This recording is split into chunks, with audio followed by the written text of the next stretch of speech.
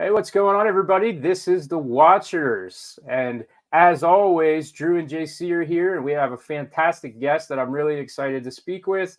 And you know the drill. We're going to hit the intro, and then we'll introduce him.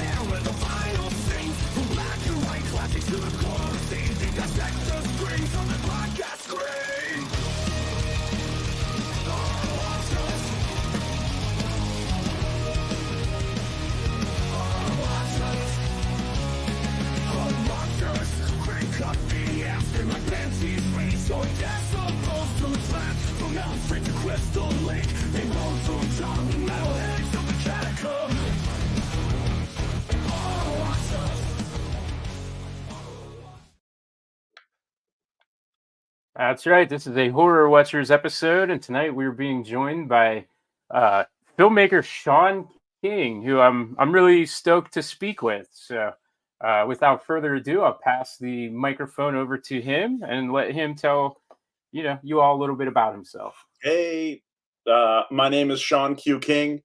I am a horror director, producer, horror among other things, horror comedies. I do cinematography, directing, producing on a lot of indie movies in the New York City area. And I'm here to talk about my new movie called Screamwalkers. It's an homage to the 90s slasher movies around the Scream era. I call them the new slasher movies or the slasher revivals of the 90s. And it's a tribute to the really low budget homemade DIY shot on video movies as well. So it's a blend of those two things. It's an homage to the return of horror in the 90s after it was dead for a while, and the ultra low budget analog shot on video movies of that time as well. Yeah. And the one question that I had about the film is: this a true shot on video? Did you? Yeah. Yeah. I mean, Okay. yes, but it requires some explanation. Okay. Um, I started messing around with analog cameras and falling in love with the shot on video thing years ago. Absolutely.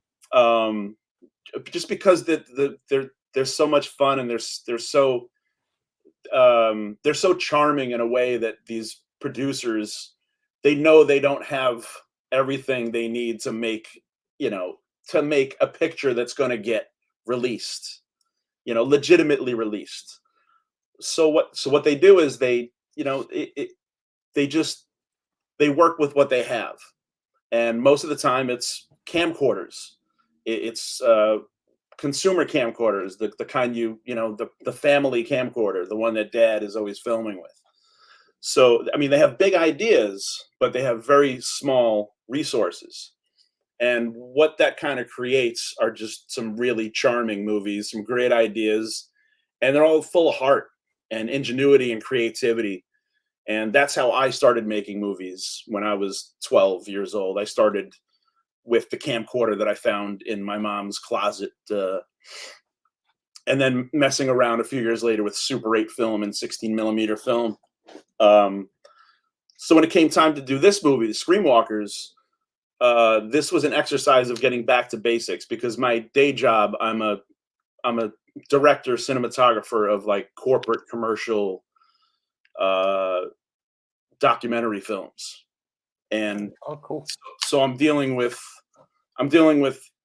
sometimes a decent budget for those things. I'm dealing with agencies and clients and things like that, and working in a very corporate structure. And then my films started to kind of take on that characteristic also, where everything kind of had, I've tried very hard to make it, perfect, to make the cinematography perfect, and but without the resources. Never without the resources. Whatever money I can scrape up, I made a short film or a TV show here and there. So without having any money, writing this movie Screamwalkers, it became clear to me, like, all right, this is going to be shot on video. I don't have a crew. I have about $10,000, or I will have about $10,000, hopefully. So what I did was I went and got a few 8mm video camcorders, 8mm video, which are like they're not VHS tapes, they're not mini DV tapes. They're somewhere in the middle. They look like audio cassette tapes. If anybody knows analog video or any analog format anymore, I don't know if they do or not. So the idea was to shoot the film on tape, or the movie on tape. I'm not going to call it a film. So we're going to shoot the movie on tape. So what happened with these cameras being 25, 35 years old, the tape mechanisms broke. We did a successful test, and it looked great. But the backup was always to record externally from the analog camera. The analog camera's here, and you have a wire going out to a recorder, like an HD recorder over this side. Sorry, it's like we're. So what we did is we shot the movie on a 30-year-old camcorder from 1994, but digitally in HD through like a AV cable to HDMI cable. This is all techie crap, but it's an analog signal that we would have been working with digitally anyway if we were going to edit it, with our nonlinear editing software. So it's shot all on a camcorder from 1994, except for a few scenes in a documentary segment that we used two other cameras for. So yeah, we shot the movie on a 30-year-old camcorder, and we caught the vibe. We caught like that shot on video vibe, but we didn't have like the tape, kind of wobbly tape look. Yeah. It was like a clean camera signal. Like the camera was basically just a lens, and then the recorder was like the camera recorder. It was a really weird system, but it looked cool, and it held up all the way throughout the editing, which was really what we needed it to do. And we were able to like play with it a little bit. We didn't do much digitally with it at all. We tried to keep it as analog as humanly possible. Yeah, it was obviously we watched it. It was fantastic, and I'm a big shot on video guy. Okay. Yeah, we had Donald Farmer on like last week or the week before. Oh, great! Oh my god! Yeah, I was watching Vampire Cop just before today. Nice. Yeah, and we're gonna have. We were just talking to Saturn's, the guys at Saturn's Core. Oh, I love Saturn's Core. Awesome. Yeah. So, I'm a huge fan. I try to feature it as much as possible. When I typically do my small minimal projects, that's always kind of the goal that I have visually, but I don't have any of the equipment to achieve it. And everything that I've ever been told about the process of editing a shot on video makes it sound so much more complicated than even just in this day and age. Just to go digital just seems to be like the easiest method to do it. But this was such a fantastic looking movie, like beginning to end. I had to ask about that technical aspect, because as far as shot on video goes, it does like it is crisp the whole time. Yeah. I mean, but it still has the warts there. Like you can see the hot pixels. It's an old camera. Yeah, it's got the hot pixels. And another thing, I'm used to having a camera crew, a gaffer doing the lighting, or a gripper here and there. But on a good day, I had a few friends helping out. But some days it was just me with a couple of lav mics, a few actors, and putting a boom mic on a stand, and then letting the camera go, and a couple lights with batteries on them, LED lights running around, changing those around. So it was as minimal as it gets. So having that camera just on auto was great. Like I didn't have to mess with the color. I don't have to dial in like a T-stop. I'm not color balancing the thing. It's like a smart dumb camera, and but also with that, it's like, the pixels are busted. The autofocus is gonna wobble at the worst time and all that stuff. So just in the true like DIY analog, 30-year-old camcorder, it was no budget spirit, you have to like lean right into that. You have to just like push yourself into that and embrace that. And I had a few screenings, and a few times people are like, "Oh, I really love that part where on that close up where it would just go in and out of focus." I was like, "Well, that's the camera, man. That's the auto setting. I couldn't shut it off. It's not an expensive camera." And I think that's really refreshing. I Look, new horror is there's some amazing new horror out there. It's gorgeous. If you're talking about like Neon, A24, this kind of stuff, they're making unbelievably cool looking movies, and tonally they're fantastic. But I feel like after a while they start to feel the same. And it's not a slight, it's just kind of like how those studios work. It's a brand, they don't have flashy colors. I mean, there's some exceptions like Maxine and things like that, but or Pearl. But they're generally these tonal things that kind of have a uniform feel, and they're kind of low. They're tonally kind of they're like, I call them vibe. It's vibe horror. It's kind of something that started with The Witch, or something like that. Or Yeah, It Follows. It's just a it vibe horror. follows definitely. Yeah, Yeah, so it's kind of like they're great movies, and I love some of them, but they don't really like, I don't get excited about them. Like, I don't get like, oh my god, I gotta go see Rob Eggers' new movie. Like, I don't do that, and that's something that's broken in me. So if I see something that's shot on a camcorder, that's made now, or some kind of some movie that has an analog kind of aspect to it, that gets me excited.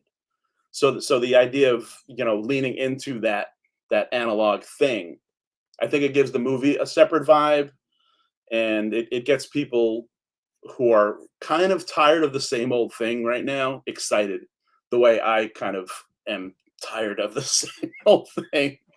And that's just my yeah, opinion. That's just my yeah. opinion. No, man, I'm with you. I haven't even given Longlegs a second of my attention yet. It just like you said, it just has that vibe. Like I Yeah, feel like I've seen it. yeah. I saw it, and it's the ultimate. I thought it was really good, but it's the ultimate vibe horror thing out there. Okay, But but that's like but that's what people are into now. So yeah. to do an analog um shot on video thing is kind of like, it's not the thing now. It's still very punk rock to do it. And what's been nice about the resurgence of physical media in the collecting world is getting all of these great editions of these old shot on video movies, and it's keeping that genre alive. And I know lots of people who have given it an opportunity simply because a partner label to Vinegar Syndrome has put it out. Right. So yeah, so it's like that's a whole separate other vibe of it's, in my opinion, the closest thing to walking into a video store used Hmm. to be, and just finding something magical on the shelf that you never would have seen otherwise, and the video store in the next town doesn't even have. So I don't know, I just kind of, I like that. I don't know, I call it like, it's very punk rock to me. Yeah, and Yeah. you guys were lucky enough to have a video store nearby, and experience that time. I mean, yeah, and at the risk of sounding all like gatekeepy, and kind of, oh, you had to be there and all that shit. It's like that that kind of introduction to film or entertainment, that kind of Wild West aspect. Um, yeah, it makes you more adventurous. I think it makes you commit. Yeah. Like when you're spending $3, or you looked on the shelves for 45 minutes, you gotta bring it back after you watch it. Like, you're gonna get the most out of that movie, or that rental, rather than kind of just like clicking on something, watching 2 minutes of it, and like, nah, I'm gonna put Friends on instead. Yeah. It's like, No, no, you're gonna Yeah, you're gonna watch. You're gonna, like, if you rented Iced, you're gonna watch Iced. You're gonna finish it no matter what. As painful as it is, you're gonna finish it. One of these movies, I actually put out with a partner label of Vinegar Syndrome 3 years ago. It's called Boarding House. okay, I'm familiar. Yeah. Boarding House is it. It has the distinction of being not only the first shot on video horror movie, but the first shot on video movie to be transferred to 35 millimeter and then 35 millimeter film and played theatrically throughout the country. Oh, that's So sick. yeah, so we my another director friend of mine, Frank Sabatella, and we got the rights to Boarding House in 2021, and we put it out with Agfa Bleeding Skull, and it's still on Blu-ray if you check out vinegarsyndrome.com, and through retro release video on videotape too. It's also available there. So check out Boarding House. It's yeah, it's a mind melter of a shot on video one. It's yeah. And then that was putting that out and then kind of deep diving into the SOV world. I've been into it since the 90s, making my own shot on video movies back then, but diving in with Boarding House and, finding the appreciation there and the magic that can happen when you make a movie like that, that was definitely a major, major kind of drive to try it myself too. Yeah, I was gonna ask about that because I always like to get into people's heads about where it all started, so to speak. I don't know. I'm a dollar store Mark Maron in that regard. Um, I've heard that remark like 10 times now. That's the first time on air, though. That's usually my It icebreaker. is certainly not the first time. Hey, go with it. Make Yeah, it but yeah. So, like, how did you? I mean, you said that your day job is actually working on commercial docs and stuff. Like, what got you into film? Yeah, I'm always super interested in learning that because of my own interest in right. biz, Yeah. I guess. Yeah, it is interesting to find out what switched it on with people. I'm almost 50 years old, so I grew up with I remember watching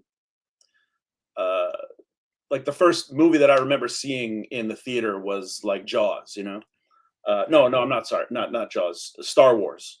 But then Jaws was on TV, and then I began to watch Close Encounters of the Third Kind, and then these movies on TV that my parents let me stay up late and watch late night TV.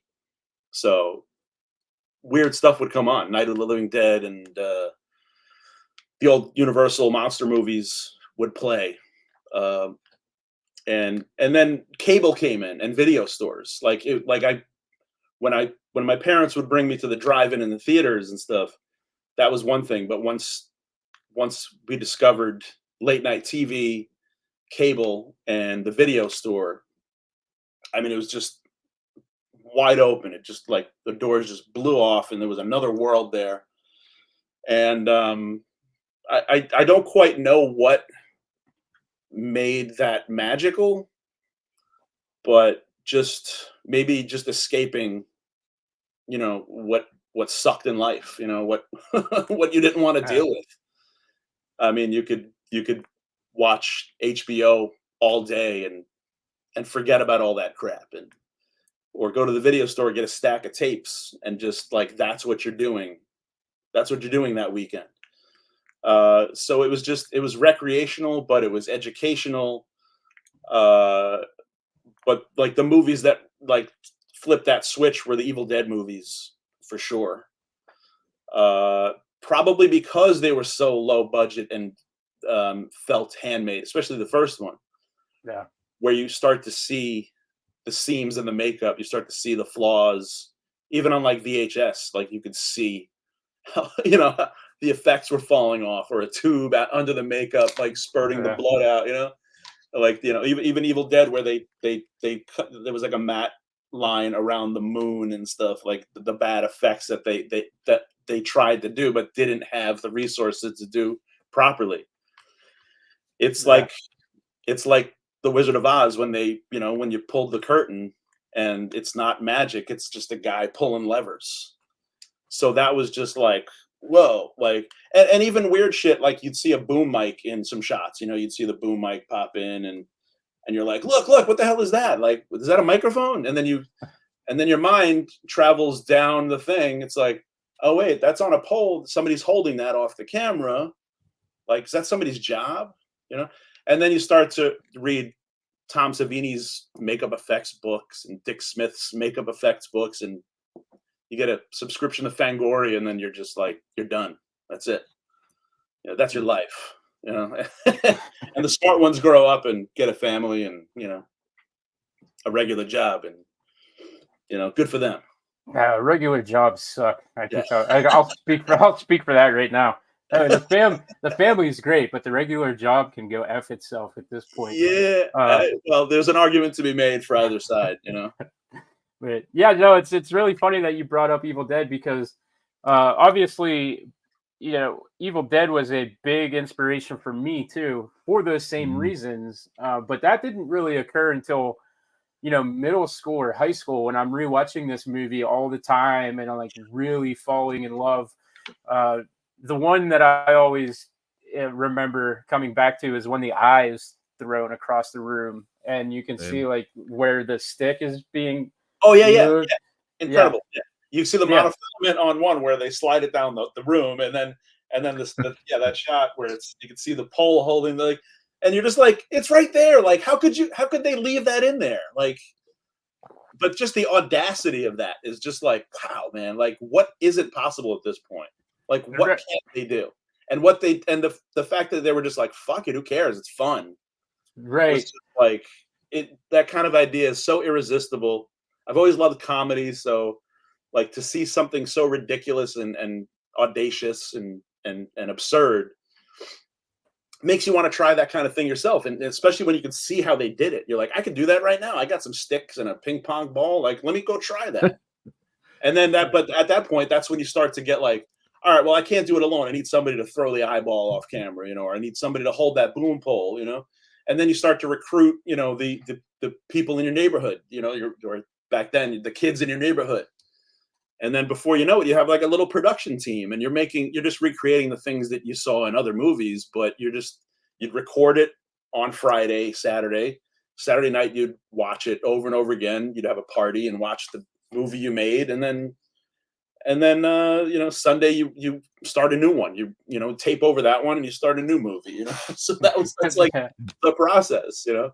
And it's like other kids were going to football practice and, you know, baseball camp and shit. And we were just doing that. We were doing the makeup effects and the stupid, you know, throwing the dummy out the window, or the, you know, the fake knife with the blood. How do we get the blood coming out of the fake knife? And just to make a funny scene or two. Like, that was what we did. Yeah, that the fake knife thing too. That was definitely something that we did. We featured that in my first. I can like say that now. My first movie. Not it's like out there. So yes. Yeah, like 15 years ago. Awesome. Yeah, I made this movie, and you know we made it on the cost of a watermelon, which we used as a head smash. And so everything else was just stuff that I had laying around the house, and I had this old plastic butcher knife prop that came from, you know, trick-or-treating when I was young, and we just kind of put the blood on it and drug it across the neck real fast, and it just looked like it was just this easiest thing. But yeah, that's so super relatable that Monday through Friday at school, every day, you know, I'm not paying attention during math or anything. I'm sitting there, I'm writing notes for what we're gonna do over the weekend. And and then you like just that effect, like you did, to see how that entertains people. Like there was always some kind of weird uncle or some other kid's parent who would watch the movie and just like die laughing. And just to have that experience, I'm like, oh my God, like they're really having a good time with this. Like I think that's the drug, is that kind of like that you can make something that's entertaining people. Like you can make something that has that impact on somebody. Like before they weren't laughing, but once you do that effect, the guy is on the floor. Like that is so addictive to me. Like I love to entertain. I love to have parties and movie parties and barbecues and all that stuff. But when you can make a crowd of people laugh or jump or scared or scream, there's nothing like it, man. There's no other feeling better. And to know that you did it with other people, and they're there to share that joy too. That's just the best feeling. It's the most addictive thing in the world, and that's what keeps people going and You know, keeping them do it for so long after. I'm gonna steer this in a similar direction. I think Drew will appreciate this too. But one of the other things that we always grew up fascinated with was pro wrestling. Like that was huge for us in our development. We did backyard wrestling. I was doing backyard wrestling before I ever even met Drew. So one of the things we always wanted to do was how can we make, and when I say doing backyard wrestling, we're talking like hardcore stuff. We're talking glass, explosions, that kind of thing. Oh, wow. So one of the things that my group of friends and we all like to do was we try to figure out ways to make, we have these fireworks. How do we make these explosions look way worse than what they are? Yes, right? Yeah, how do we use this fire without actually setting ourselves on fire? Now the blood was real. That was always a real thing. But finding out different camera tricks and certain ways of shooting stuff to make it look, bad. And then I remember I'd like edit it and then post it up on this like tripod website. If anybody remembers the old early self-created website days, Tripod was a big site for doing that. We'd put it up there and like everybody at school would be watching it and they'd be like, oh, why don't you have 3rd-degree burns? And Yes. Well, fire for us in my group, we weren't that smart, so we would just use I didn't say it always. I didn't say it always worked. It didn't always work, but there was ways of filming certain angles and stuff that we knew that if you looked at it from on top instead of directly on, the fire looked worse. But that's the magic trick. Like that's the magic, just like the knife and just like the flying eyeball and the fire trick and getting that angle where it does look like the fall is like, ooh man, like that's all magic tricks. It's all storytelling. It's all elements of the same thing. But you get that reaction and you're just like, oh, I want to do this again right now. Like I want that again. Right. Now our dog bodies disagree with that, but I have completely broken down. Except for me, I've been saying for months, reunion show. Come on, let's do it. Or be a director. You can sit in a chair the whole time. Yeah, that's the way to go. Yeah. But were you always kind of into like those technical aspects of the storytelling, or what about the creation and like the actual writing and stuff? Were you into that aspect of it as well? All of it. Yeah, I had to be doing it, all of it, because I didn't come up with other creative people.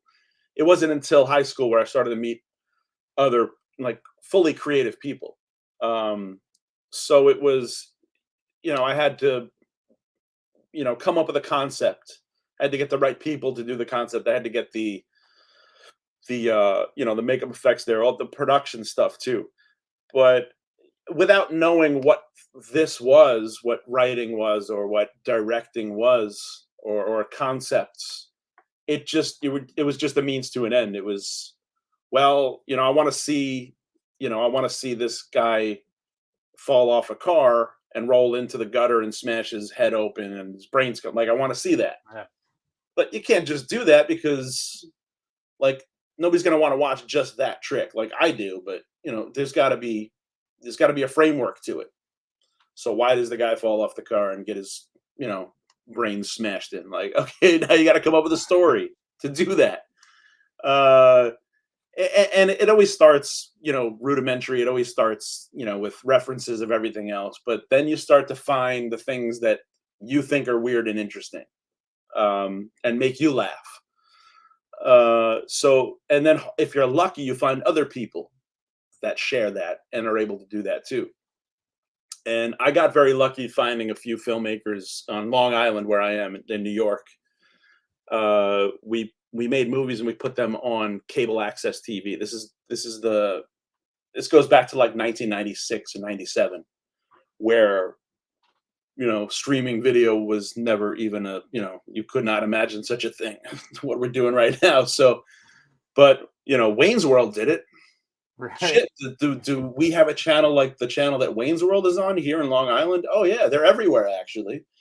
And in fact, you could put whatever you want on those channels And I grew up in Manhattan for a few years when I was 13, and Manhattan cable access was nuts, like crazy shit. Like you'd be switching from Cheers to the Cosby Show on your cable box, and you'd hit like hardcore porn or some kind of really bizarre performance art, like drag queen performance comedy. So once we learned that you can do anything on cable access, like anything, and the government has to give you the forum, it's an open channel that you can do whatever you want with. We started doing comedy, and we did that for a long time. My friends, the Slack Pack, and I. We did that for about 10 years, and then we turned that into something called the Gooligans, which is it's a horror comedy show. We did web skits, then we turned it into like an hour-long TV pilot, and eventually like a 9-episode sitcom all through the 2000s, like 2005 to 2015. We did it for 10 years, and it was a comedy. It was like the Munsters meets the Monkees.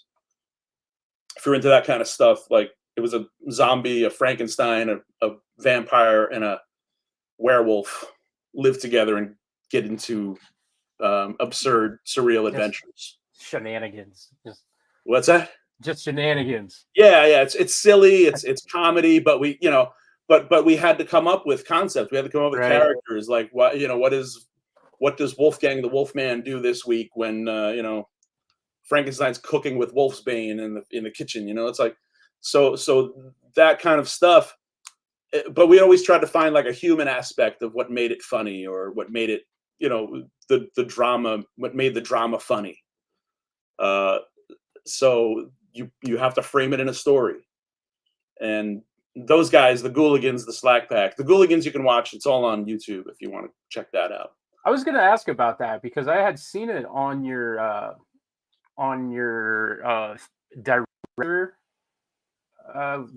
credits on IMDb, and it jumped out at me because I like that same, I don't know, sense of humor, like that same style presentation. I've always really liked comedy and sketches, and that kind of, it looked very similar to that same vibe. Cool.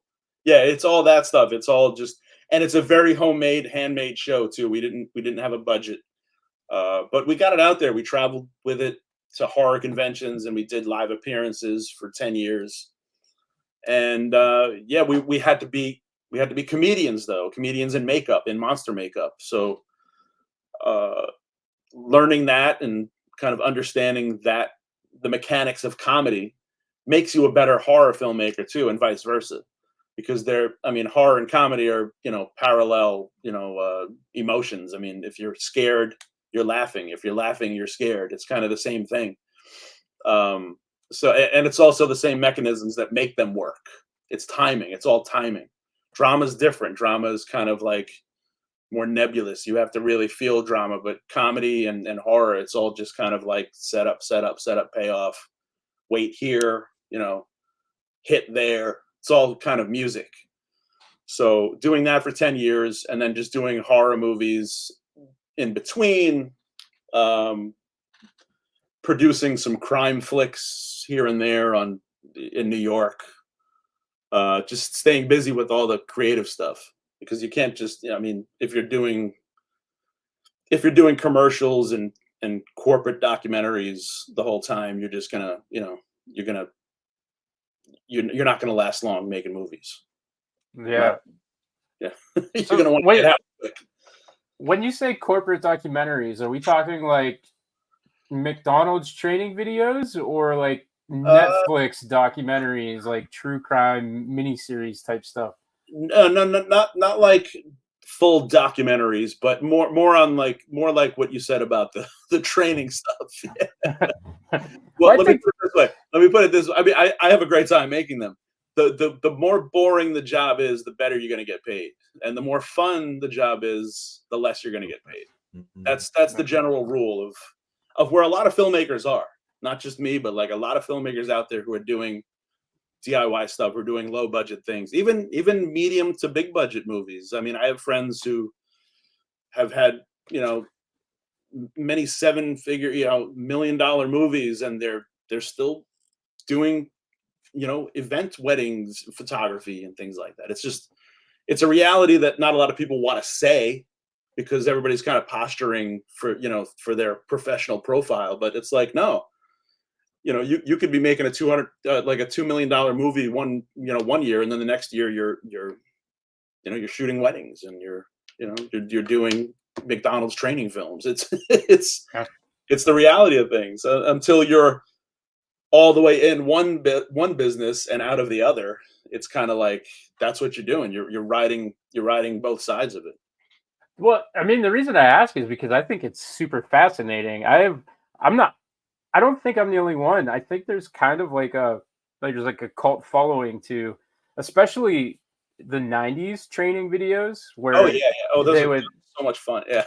they had like they all have that same kind of look and presentation, and like the swipe over effects with the I don't know, the electronic music. And Yeah. I've always super been into them, and when I see any recreation of them, I get like actually super into it. Yeah, I'm trying. Yeah, me too. I'm finding out. Like, I'm trying to find out everything about the filmmakers, what they did before.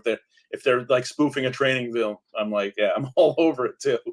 Yeah, Yeah. I mean, even like, and I came up, you know, when I'm not being a creative person, like I am a chef, and that Oh, obviously transpired because when I was young, I decided that I was going to work in the food industry, and every single corporate restaurant that I've worked at, you have to watch these videos. yeah. Oh So yeah. I mean, even as recently as like I don't know, a couple years ago, back when I was a trainer at Applebee's of all places, you know, I still had to sit there and watch all of the videos, you know, Right. to learn how to train people the way they want you to train them. And that was something I would lose focus on the learning part and doing things the way they want, because I would be sitting there like critiquing the way that they just did that video, or why Right. was this Right. so short compared to the other one? Why am I being expected to memorize something in this video when it is 10 minutes long, but this one's only 30 seconds? And Hmm. so just I don't know, just being exposed to that sort of stuff. Yeah. I'm into it. Yeah. And it's an interesting thing happening recently too, in the past 10 years. Like we talked about, like vibe horror, and these are kind of simplistic terms I'm using. I don't mean to be insulting in any way, or, you know, I don't want to like minimize any effort that people are doing with these movies. You know, I don't want to be reductive in any way. But there's also something that I think I'm going to call, you know, like in a gimmicky sort of way, a gimmick horror, or a novelty sort of thing. But again, that's reductive, and I don't really mean that. But they're movies that are doing things like that, that are taking something mundane like that and doing something interesting. One of the best examples, I don't know if you guys ever heard of the WNUF Halloween special. Oh yeah, I love it. Yeah, yeah. I still haven't It's seen the second one though. it's they're both so fantastic, so much fun, and it like, calling it a novelty is insulting, and I don't mean that, but I just can't think of a better word. But that's just the best example of taking something and just really not spoofing it, but kind of like showing it so much love, like that broadcast that WNUF did. Every little aspect is kind of cared for, and they you know, Chris LaMartina is a hilarious guy, and he's just taking every chance to be funny and scary and charming, and but that kind of turned into a mainstreamish type of thing. We just saw something. Late Night with the Devil did something similar, Yeah, yeah. where it's sort of a novelty thing.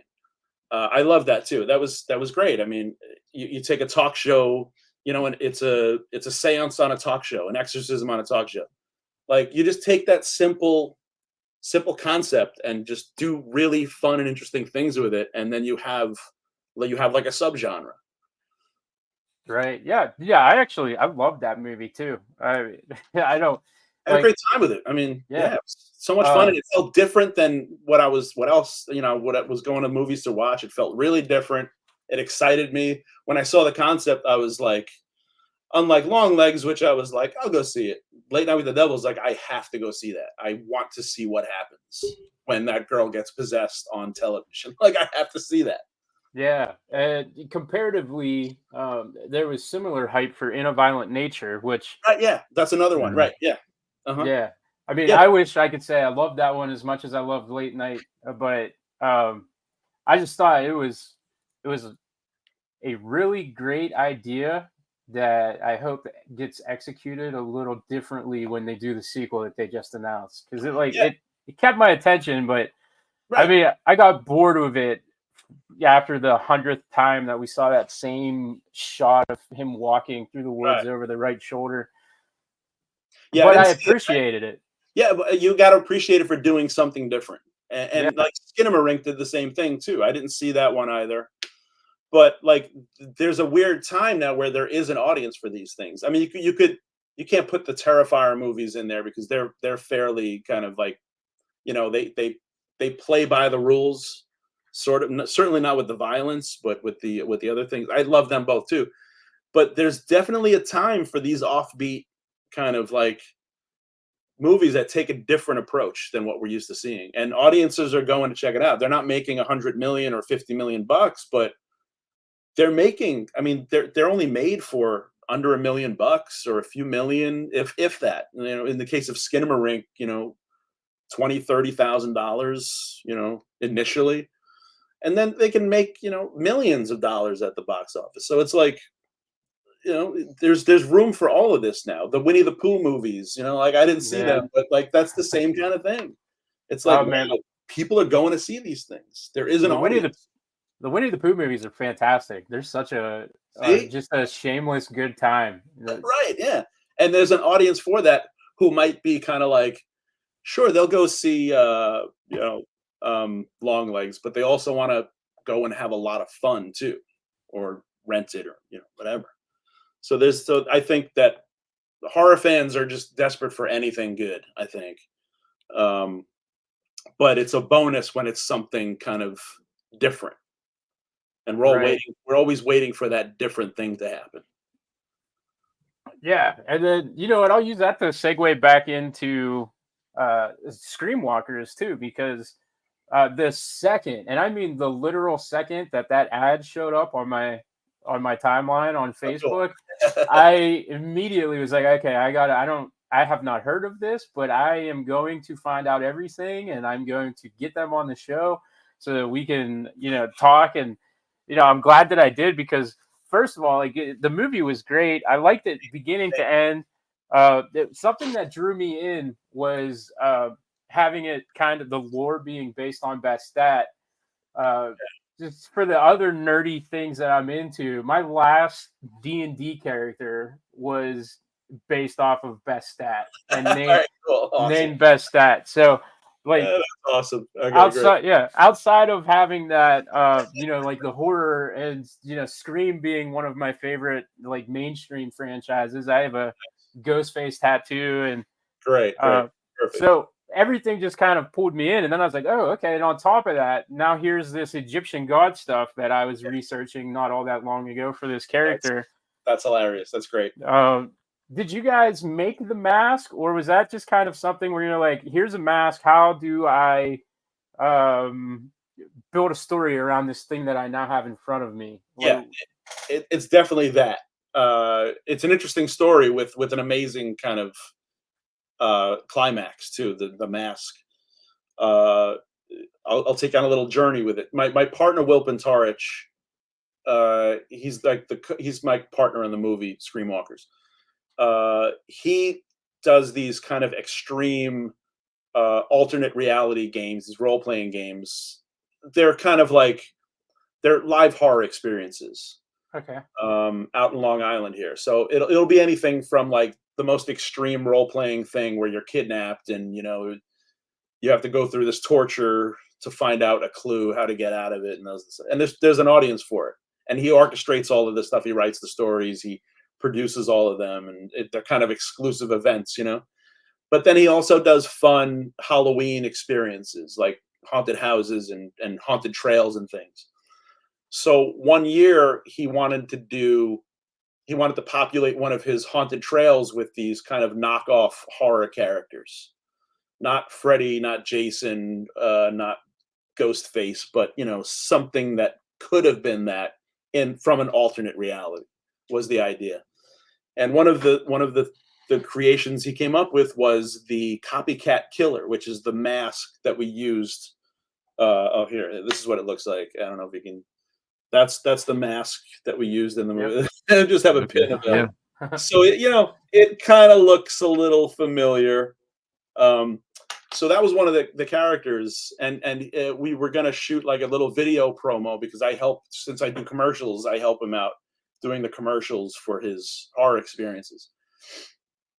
So we were gonna shoot a little promo video with that character, that copycat killer character, which the inspirations are clear. We don't have to explain why it looks that way. But another inspiration was we love this movie from the 90s called Sleepwalkers. It's a Stephen King, Mick Garris movie, which involves cats who suck the energy, like they suck the energy out of people to survive. Yeah. I just love. I mean, it's a really fun, ridiculous movie. So he thought of combining the Scream movie with Sleepwalkers, and it became Screamwalkers. But he was calling it Screamwalkers. He was like Real Monsters. I don't know if you guys know, that's an old reference. So, but so is Scream and Sleepwalkers. So I was like, all right, cool, we'll do a promo, but maybe we can do like a short film, but we're just going to call it Screamwalkers. We're just going to call it Screamwalkers.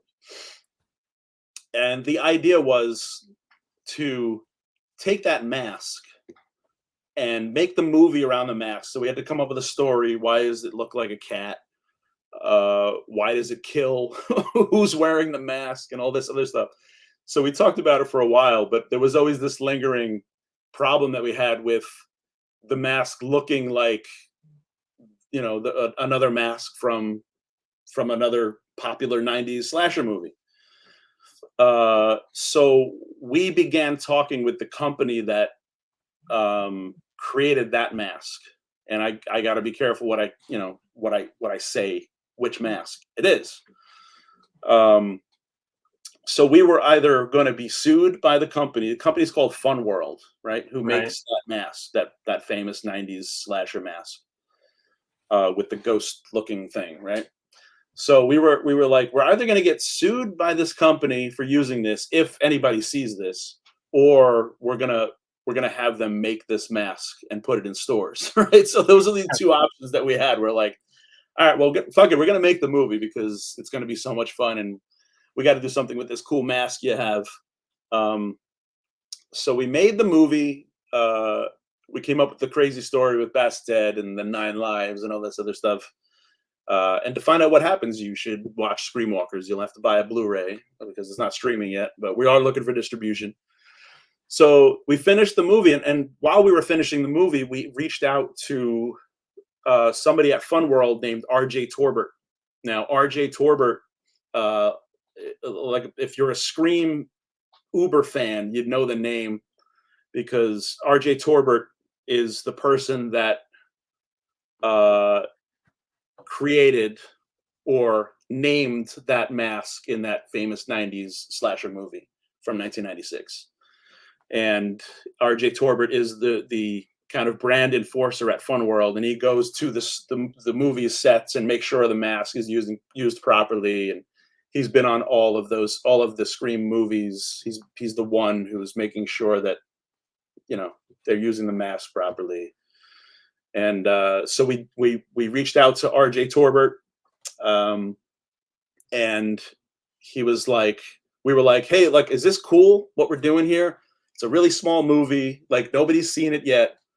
We didn't release it. We didn't screen it yet. Sorry, scream it yet. But we were like, is this cool? And he's like, yeah, in fact, we're kind of looking for something just like that for a next release of the mask line. So Fun World now owns the copyright to this mask right here. Ah, And it's supposed to be coming out next Halloween in 2025 from Fun World, the company that does the Scream masks. So okay, that's awesome. yeah, it's weird because the movie's not out yet, and it's such a weird small movie, but it already has the mask being made by the company that makes the masks, and we're just excited to see like how it rolls out and where else it kind of finds itself in like that world. Yeah, That is a huge, deep world too. yeah, The yeah. collectors of that, You can say it. I can't. It's, uh, I probably said too yeah, much. yeah. Well, yeah, man, the collectors that they are. I'm in a couple of groups online, Oh yeah, and it's more so just for my own kind of window shopping entertainment. Um, but there are completionists who have to have every single one, so yep, that's like a guarantee that they'll be owning that, yeah. just based off It's of that. right. It's crazy. I mean, there's so many variants now, and the actual the sculptor of this copycat killer, his name is Clive Barzilia. You can find him on Instagram. He's Workbench Design, and he works with Fun World, and he sculpts a lot of the variants. So a good move that my partner Will did was he got Clive Barzilia to sculpt this mask for our movie, sort of a backdoor way into Fun World. Okay, yeah. So that was a little brilliant move by my partner Will. Good job, Will. And another guy, if you do frequent the Scream groups, another guy named Douglas Little. He's Drown Boy Productions, and we use a mask that he created in the movie too. So yeah, it's full of those weird masks, and I just early on I had a hunch that just growing up with slasher movies with masked killers of all kinds. I mean, anywhere from like freaking Terror Train to Valentine or whatever, whatever Yeah. you have, even in a violent nature, like that's going to be a popular mask. So I was like, if you have a really cool looking mask that grabs your attention, you don't really have to have a great movie. You could just have a cool mask in a shitty movie, and I think people would pretty much dig it. But it's like, but we're Yeah. going to make a good movie. We're going to have an awesome mask in a good movie. So that's what we did. And yeah, we're just like really excited to see if it connects with people. Like, I mean, we know the mask will, but the movie, once it gets out there, I know they will, but I'm just really excited to see I how that. think it will, because I think the people that are that target audience that are going to see it are going to get all those references. They're going to catch the vibe, like I did when I was watching it. I thought that it not only is it probably one of my favorite shot on video style movies that I've ever seen. Oh wow, thanks. I thought it was an interesting story beginning to end, which not all shot on video movies have that. We could call a spade a spade. A lot of those movies will lose you at some point, and Right, this movie didn't lose me a single time. I was that's awesome. catching all the references. Yep. I liked when you got into like the dramatization and how it looked different from the rest of it. And I assume there were CSI references when all of the Sure, the yeah, police and the agents that Uh, had me yeah, like cackling, because yeah, that's yeah, always been yep. something that I enjoyed seeing Yeah, parodied as well.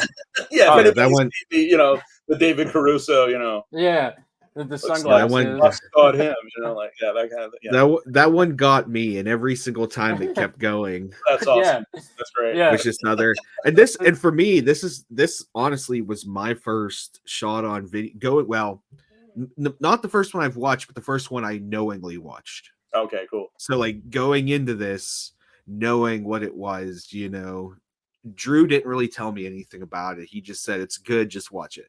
So I watched it, and I had fun the entire movie. That's Like Drew awesome. said, there's so many awesome references, things that like I'm sure I even missed a lot of references, maybe other people will get, but even just what I picked up, and that was fun. And I just gotta say, the main actress, the young lady that you have playing in that movie. She gives me major Kristen Stewart Twilight vibes, very early Twilight vibes with the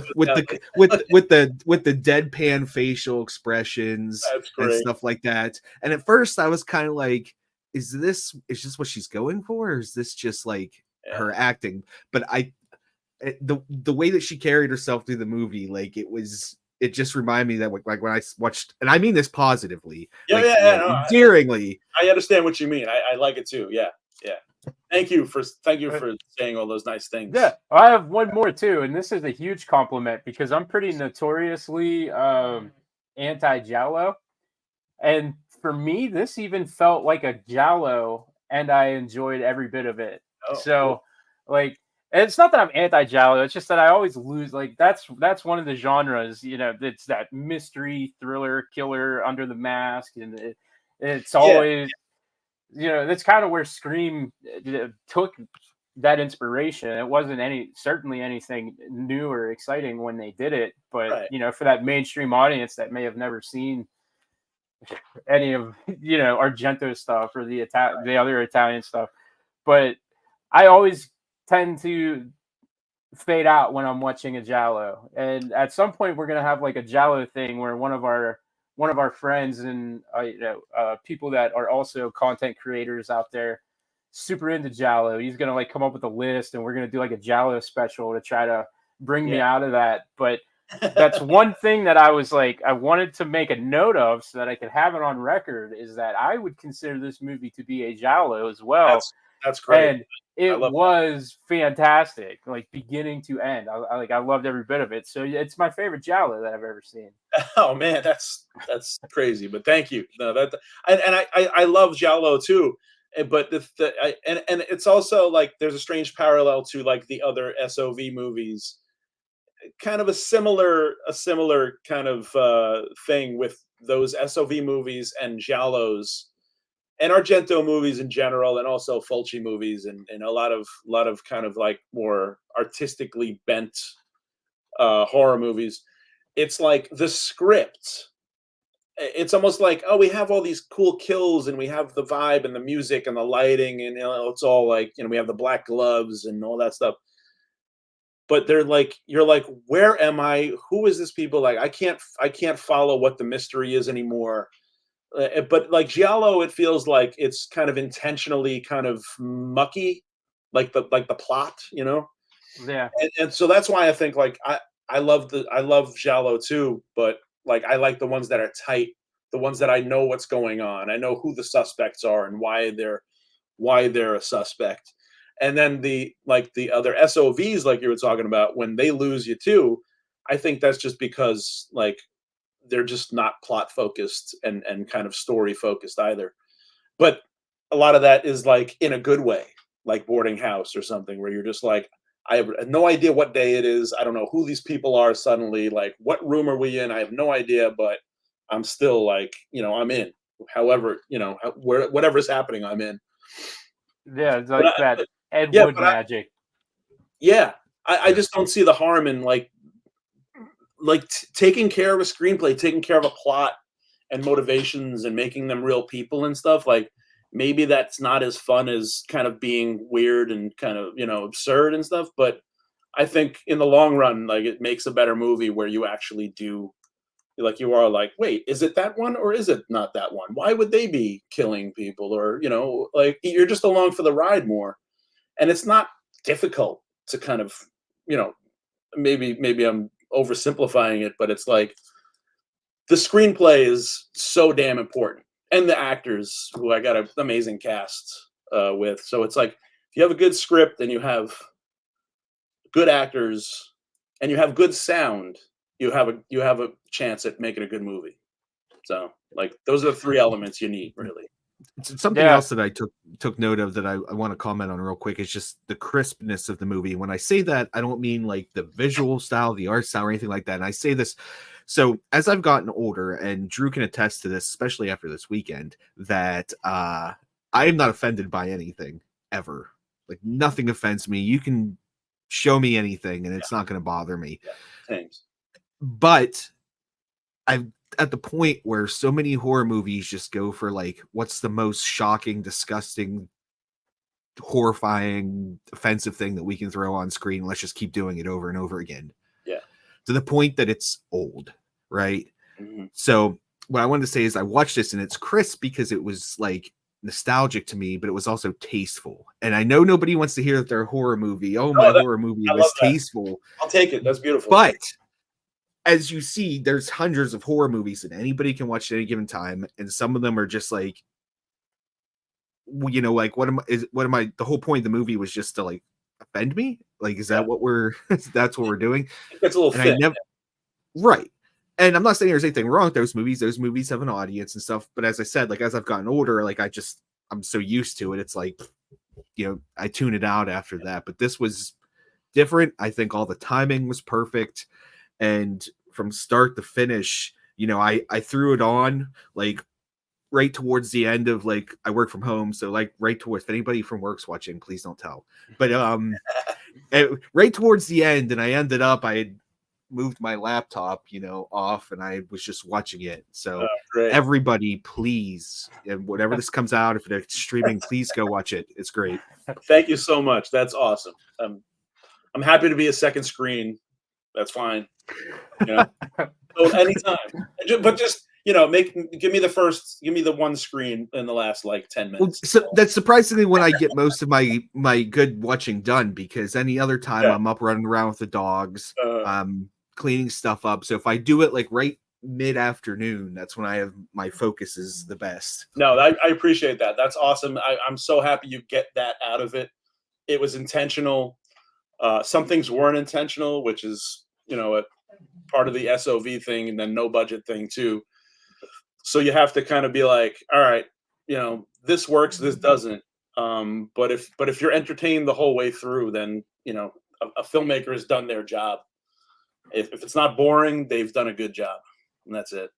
Yeah, well, you definitely did a good job this time around, for sure.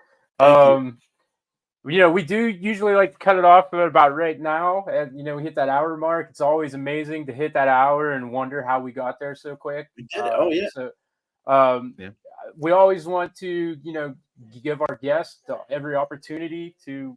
My dog is growling at something on the patio behind me, and I apologize for that. You want to check it out? You want to see if anybody's out there? If it's a werewolf, I've been waiting for it. But go ahead and, you know, any links that you have, anything you want to promote, any dates, anything, go ahead.